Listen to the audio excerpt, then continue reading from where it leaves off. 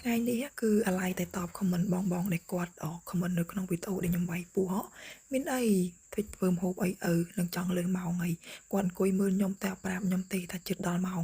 មានអីស្ទុះវឹងទៅមើលថាក្នុងផ្ទះមានអីខ្លះមានបន្លែមានពងមានសាច់អីនៅក្នុងទូនឹងឯងបងប្អូនក៏យកមកធ្វើបែបលឿនចឹងហ្មងទៅហើយមុននឹងយើងឆាមីហ្នឹងយើងក៏បានមកធ្វើការជៀនពងយើងសិនដើម្បីនឹងហូបជាមួយមីឆាផនយើងខ្ញុំអត់ដាក់ឆាជាមួយមីហ្មងទេជៀនចឹងហើយយកមកហាន់វាដាក់ជាមួយមី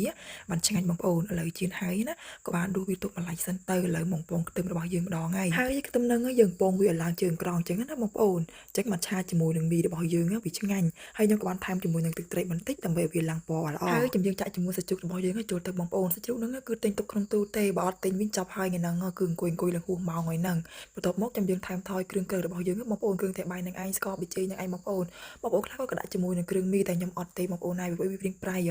ហើយបើខ្ញុំដាក់ជាមួយនឹងទេប៉ុនយើងចូលទៅបងប្អូនចាកូវិតបែបហ្នឹងទៅរួចហើយចាំចាក់បន្លែរបស់យើងហ្នឹងចូលតាមក្រោយឲ្យវាសន្លប់បន្តិចសិនទៅណាបងប្អូនចាហើយបើនិយាយពីមីវិញបងប្អូនកុំត្រាំជាមួយនឹងទឹកក្តៅត្រាំជាមួយទឹកត្រជាក់ណាបងប្អូនអញ្ចឹងបានតែសៃមីប៉ុនយើងហ្នឹងស្វិតល្អបងប្អូនត្រាំជាមួយនឹងទឹកក្តៅគឺផុយជាងអត់ល្អទេបងប្អូនណាហើយបងប្អូនឯងក៏ខ្ញុំថែមជាមួយនឹងខ្លាញ់មីប៉ុនយើងតែគ្រឿងខ្ញុំដាក់ទេតែខ្លាញ់ទេបងប្អូនតំណងអត់និយាយថាអូយតំណងតែនហ្មងណាបងប្អូនឥឡូវហើយអស់ហើយក៏បានចាក់ដាក់ចានអីអញ្ចឹងទៅនិយាយថាអូយសម្រាប់មីប៉ុនយើងមើលទៅវាមិនល្អមើលទេប៉ុន្តែឆ្ងាញ់ណាស់បងប្អូននិយាយមែនហ្មងមកបែបលឿនអីអញ្ចឹងណាហើយប៉ុណ្ណឹងទទួលយកបាននៅបងប្អូនចាតំណងអត់និយាយថាអូយជិះតែនហ្មងណាបងប្អូនបន្ទាប់មកខ្ញុំក៏បានហាន់ជាមួយនឹងពងមាន់ដែលខ្ញុំជិះមុនហ្នឹងបងប្អូនចាហាន់វាអញ្ចឹងទៅល្អិតប្រទះអញ្ចឹងណាបងប្អូនណាហើយដាក់ពីលើទៅយើងហូបជាមួយមីយើងឆ្ងាញ់បងប្អូនខ្លះគាត់ជៀនបែបជាប់ភ្នៅអីអញ្ចឹងតែខ្ញុំខ្ជិលបងប្អូនជៀនបែបនេះទៅលឿនជាងអីអញ្ចឹងទៅដោយសារតែបែបលឿនលះអីដែរកំពុងតែអង្គុយចាំហើយចាំកាលទៀតដាក់យកហ្មងទៅបងប្អូនណាដោយសារថ្ងៃហ្នឹងគឺអាឡ័យតែមើលខមមិនអូយនិយាយទៅគឺបងប្អូនខមមិនចាំមែនតែនហ្មងហើយអាឡ័យចូលមើល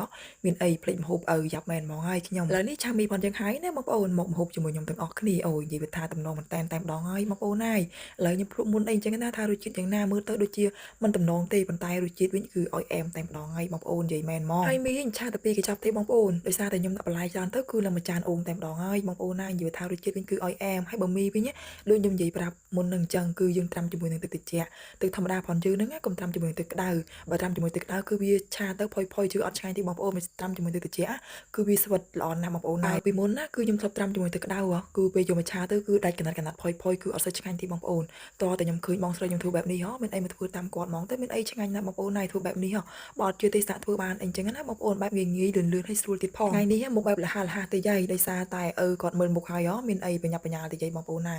ចាអញ្ចឹងវីដេអូខ្ញុំក៏មានអីច្រើនដែរក៏មានតែប៉ុណ្្នឹងឯងបើពេញចិត្តសូមកុំភ្លេចជួយ follow page like share comment ម្នាក់មួយផងដែរអរគុណបងប្អូនទាំងអស់គ្នាដែលតែងតែចូលតាមដានវីដេអូខ្ញុំដល់ចប់អរគុណបងប្អូនទាំងអស់គ្នាចាំជួបគ្នានៅវីដេអូក្រោយទៀតណាបាយបាយជួបគ្នាវីដេអូក្រោយ